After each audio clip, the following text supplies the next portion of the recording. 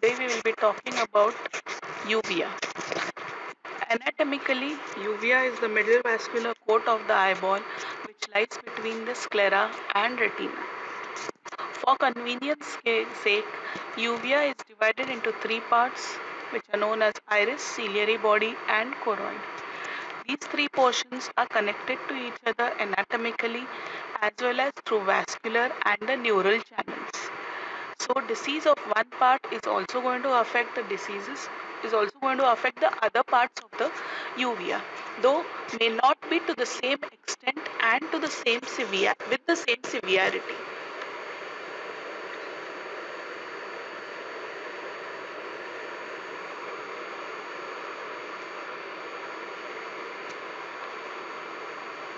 So uvea will extend from iris till choroid. Iris. Iris is like a thin, delicate membrane which is placed in between the lens and the cornea. There is a small perforation in the center of the iris which is known as the pupil. Iris is attached to the middle of the anterior surface of the ciliary body. The thinnest part of the iris is the root of the iris, so it is very much prone to tears during trauma. The thickest part of the iris is at the collarate, which lies about 1.5 millimeters from the pupillary border. Macroscopically, the anterior surface of the iris can be divided into two parts or two zones, pupillary zone and the ciliary zone. The demarcation line between these two zones is known as collarate. It is a zigzag smooth ridge which is seen very easily on oblique illumination. The pupillary zone is flat. It has a dark border at the pupillary margin which is known as pupillary ruff or pupillary frill. The ciliary zone is towards the ciliary border. Histologically, iris is having the following layers. The first layer is known as the endothelium, which is made up of flat nucleated cells. These endothelial cells are absent over the crypts so that aqueous can move in and out of the iris.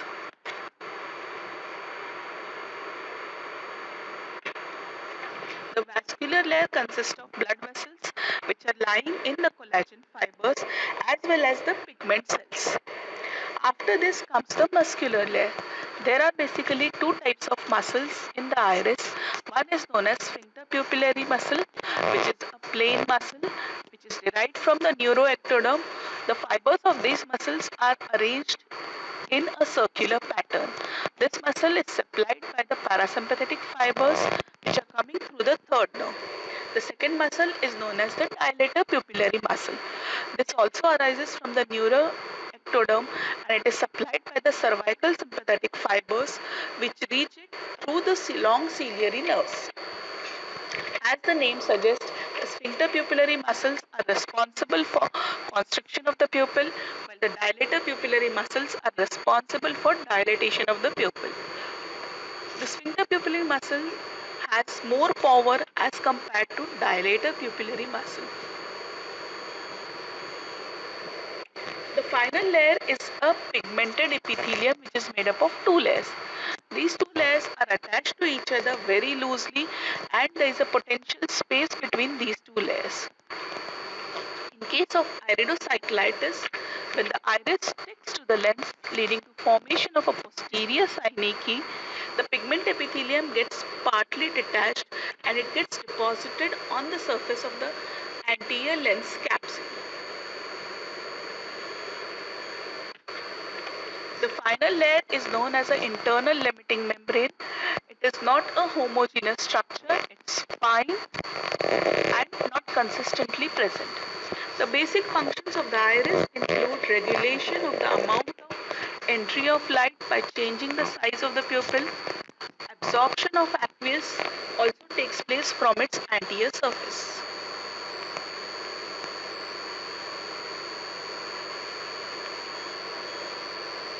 Ciliary body. Ciliary body is a thin vascular membrane which extends from optic disc to the ora serrata.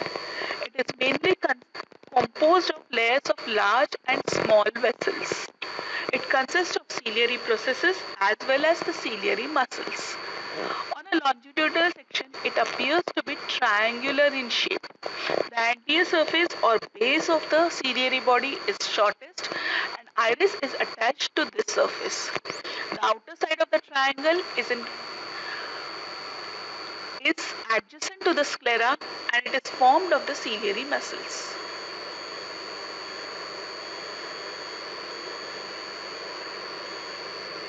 The inner surface of the ciliary body is directed towards the vitreous cavity and it can be divided into two parts. The anterior part, which is known as the pars plicatum, it has multiple small finger-like projections in it, and the posterior part, which is known as pars plana.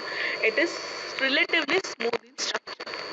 The ciliary muscle is basically composed of three types of fibers: meridional or the longitudinal fibers, circular fibers, and the oblique or radiating fibers. The longitudinal or the meridional fibers are responsible for accommodation. When they contract, they release the ciliary suspensory ligament, which makes the lens more convex and it helps in accommodation. Pars plicatum is basically made up of finger-like projections, and these finger-like projections are known as ciliary processes. The ciliary processes have a vascular core which is covered with endothelium. These ciliary processes secrete the aqueous humor. The basic functions of the ciliary body includes accommodation, aqueous secretion. At the same time, it also helps in drainage of aqueous at the angle of the anterior chamber. Choroid. Choroid is like pia mater and arachnoid of the brain, and it supplies the nutrition to the neural part of the eye, that is the retina. Choroid is made up of 5 layers. The outermost layer is known as the suprachoroidal lamina. It is a potential space between the choroid and the sclera. It is lined by endothelium and it is traversed by various fibers. This space is deeper to this space are the three large vascular layers. These are divided into three parts. Layer of large blood vessels, next comes the medium-sized blood vessels, and finally are the small blood vessels or the choriocapillaries. Choriocapillaries are responsible for nourishment of the outer layers of the retina. The choriocapillaries are much wider than capillaries elsewhere in the body. The innermost avascular layer of the choroid is known as Bruch's membrane. It is made up of elastic and cuticular layers, and the pigment epithelium of retina is attached to it firmly.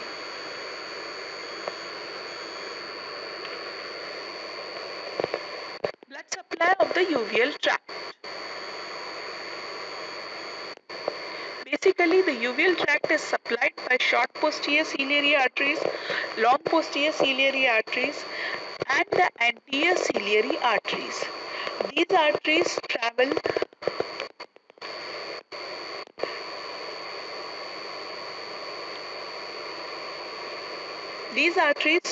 in the suprachoroidal space as well as in the choroid, and finally they reach the iris where they form the circulus arteriosus major at the apex of the ciliary body and circulus arteriosus minor at the pupillary margin.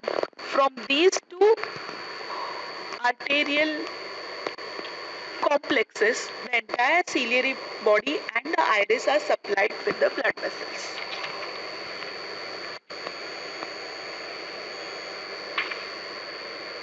Depending upon the site of the inflammation, the uveitis can be divided into anterior uveitis, which mainly consists of iritis, cyclitis, and iridocyclitis.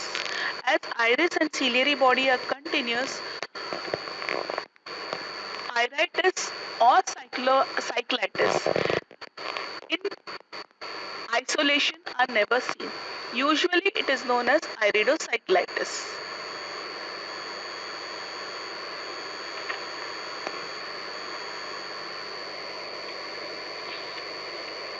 The intermediate uveitis, which includes pars planitis, and the posterior uveitis, which includes inflammation of choroid.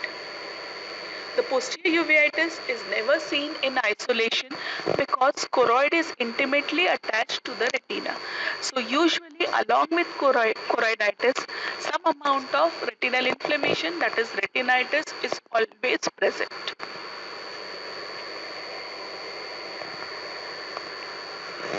Etiology of uveitis. It could be infective in origin, where the infection can come from the external sources when it is known as exogenous. These exogenous sources could be a perforating injury, a perforating corneal ulcer, or it could be after any intraocular surgery. Secondary infections are because of spread from the surrounding structures, which is usually corneal ulcer, that is keratitis or scleritis. Endogenous sources, these are usually the organisms which are situated in some other organ of the body, and whenever the immunity falls down, these reach the eye through the bloodstream. The infection could be a viral infection, a bacterial infection, fungal, or protozoal infection. Viral and bacterial infection are quite common in nature. Allergy. Allergic uveitis. Allergic uveitis, the allergy could be to some sort of bacteria. The commonest bacteria which are involved is tuberculosis or streptococci. Primarily, the source of infection exists in some other part of the body. When the infection was generalized, the ocular tissue was sensitized to these infections. When later the infection reoccurs, the organism or their proteins meet the sensitized uveal tissue, leading to an allergic response from the uvea.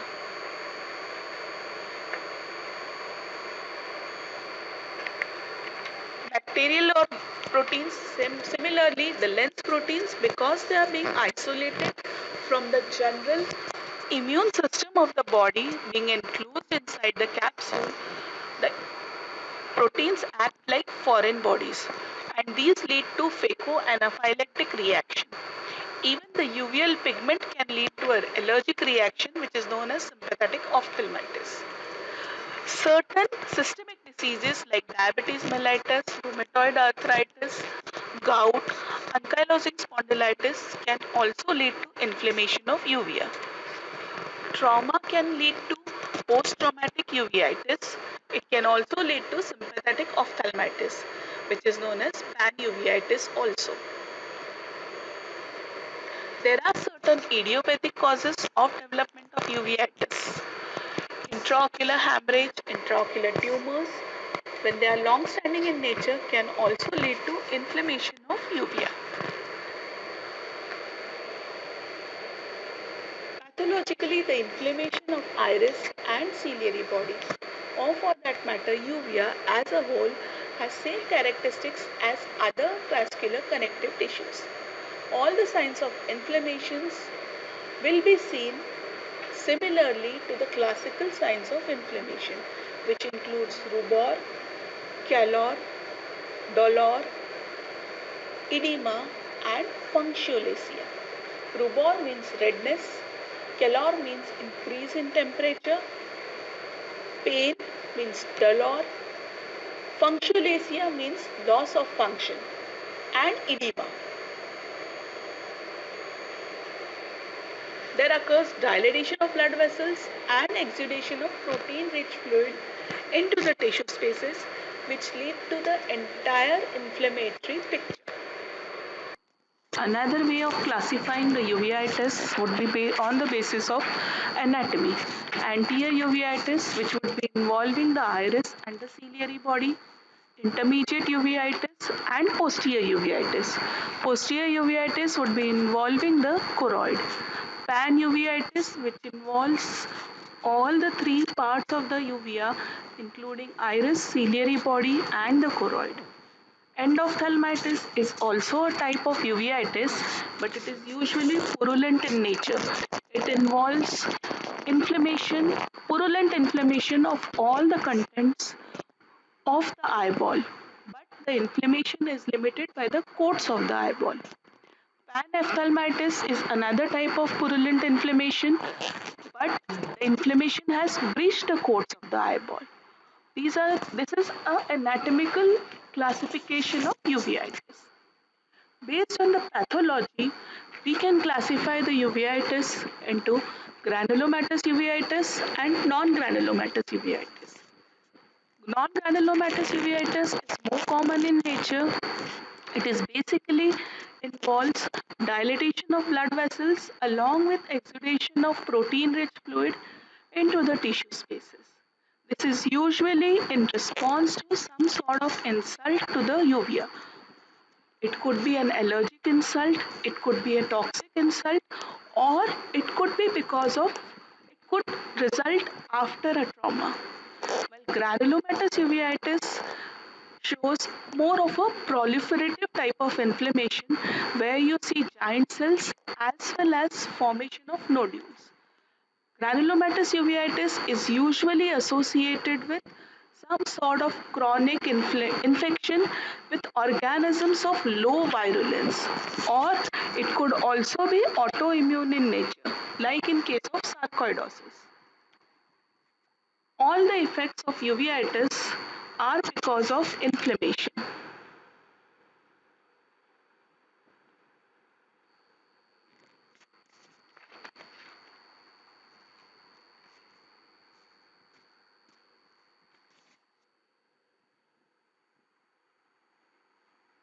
Classical features of inflammation would be seen involving all the tissues, right from conjunctiva till the retina. When we talk about conjunctiva, the signs of inflammation would be congestion, which is usually ciliary in nature. After the conjunctiva, even the cornea is involved in inflammation.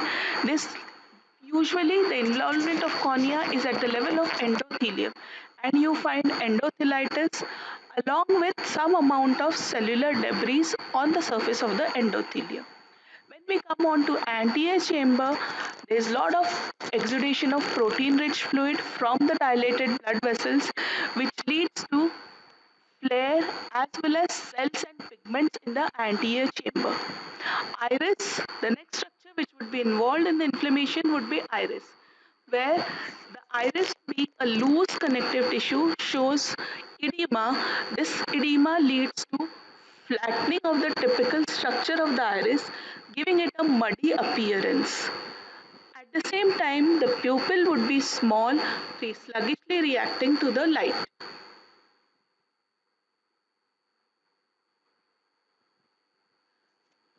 The color of the iris will also show and changes, and it becomes muddy brown in color.